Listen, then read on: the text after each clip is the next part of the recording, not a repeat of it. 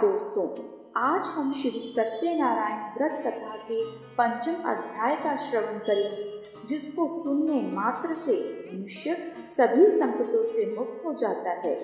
अब तक हमने 4 अध्यायों का श्रवण किया है। आपने अभी तक अगर इन अध्यायों का श्रवण नहीं किया है तो उनका लिंक मैं डिस्क्रिप्शन में दे दूंगी, वहां से जाकर आप उन्हें सुन सकते हैं और उत्तम फलों की प्राप्ति कर सकते हैं। आइए कथा का श्रवण करते हैं। सूत जी बोले, हे ऋषियों, मैं और भी एक कथा सुनाता हूँ, उसे भी ध्यान पूर्वक होकर सुनो। एक बार तुंगध्वज नामक राजा अपनी प्रजा पर माता की भांति दयालुता से राज्य करता था। एक दिन वह जंगल में गया और वहाँ कई जानवर मार डाले। एक बिल्व वृक्ष के नीचे कुछ ग्वाले मित्र संबंधियों सहित सत्यनारायण व्रत कर रहे थे। यद्यपि राजा यह जानता था, परंतु वह न तो वहां गया और न उसने भगवान को नमस्कार किया। वह राजसी अभिमान में वहां से चला गया। तब ग्वाले राजा के पास प्रसाद लेकर गए। उसके सामने प्रसाद रखकर अपने पूजा स्थान पर लौट गए, जहां सबने मिलकर अत्यंत भक्ति भाव एवं श्रद्धा पूर्वक प्रसाद ग्रहण किया। राजा ने प्रसाद नहीं लिया, वह सीधा अपने नगर को चला गया। भगवान के रोष के कारण राजा के 100 पुत्र नाश को प्राप्त हो गए। उसकी सारी धन संपत्ति का लोप हो गया। उसे केवल निर्धनता ही नहीं, बल्कि कई कठिनाइयों का भी सामना करना पड़ा। राजा मन में सोचने लगा, मुझे तो अपने राज्य और शक्ति का बड़ा गर्व था। मैंने भगवान के प्रसाद को व्यर्थ मानकर नहीं लिया। यद्यपि ग्वालों ने मुझे बड़े भक्ति भाव से प्रसाद दिया था। भगवान का रोष ही मेरी विपत्तियों और कठिनाइयों का कारण है। भगवान ने ही यह सब कुछ किया है, इसमें संदेह नहीं है। मैं फिर से ग्वालों के पास जाकर पूर्ण गंभीरता से तुरंत व्रत करूंगा। वह दोबारा ग्वालों के पास पहुंचा और विधि पूर्वक पूजा करके प्रसाद खाया तो श्री सत्यनारायण भगवान की कृपा से सब कुछ पहले जैसा हो गया।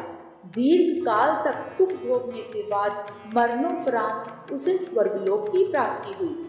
जो मनुष्य परम दुर्लभ इस व्रत को करेगा तो भगवान सत्यनारायण की अनुकंपा से उसे धन धान्य की प्राप्ति होगी। निर्धन धनी हो जाता है और भयमुक्त को जीवन जीता है। संतानहीन मनुष्य को संतान सुख मिलता है और सारे मनोरथ पूर्ण होने पर मानव अंतकाल में वैकुंठ धाम को जाता है। सूत जी बोले, जिन्होंने पहले इस व्रत को किया है, अब उनकी दूसरे जन्म की कथा कहता हूँ। वृद्ध शतानंद ब्राह्मण ने सुदामा का जन्म लेकर मोक्ष की प्राप्ति की। लकड़हारे ने अगले जन्म में निषाद बनकर मोक्ष प्राप्त किया। उल्का मुख नाम का राजा दशरथ होकर वैकुंठ को गए। साधु नाम के वैश्य ने मोरध्वज बनकर अपने पुत्र को आरे से चीरकर मोक्ष पाया। महाराज तुंगध्वज ने स्वयंभू होकर भगवान में भक्ति युक्त को कर्म कर मोक्ष पाया।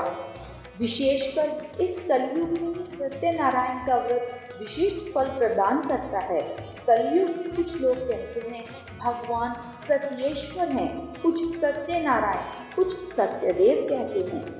शाश्वत भगवान सत्यनारायण इस कलयुग में कई रूप धारण करके अपने भक्तों की मनोकामना को पूर्ण करते हैं, इसमें कोई भी शंका नहीं है। यदि कोई व्यक्ति व्रत करने में समर्थ न हो, वह व्रत संपन्न होता ही देख ले अथवा व्रत कथा सुने, फिर भी वह भगवान की कृपा से सारे पापों से मुक्त हो जाएगा। इस प्रकार स्कंद पुराण में वर्णित श्री सत्यनारायण व्रत का अंतिम पंचम भाग पूर्ण हुआ। तो दोस्तों, आपने देखा कि श्री सत्यनारायण व्रत की महिमा अपरंपार है। जिस किसी ने भी इस व्रत को किया, उसने मनचाहा वरदान पाया। यदि आपको पंचम अध्याय सुनकर दिव्यता और आनंद की अनुभूति हुई है तो कमेंट बॉक्स में श्री सत्यनारायण भगवान की जय अवश्य लिखें और सुख पाएं।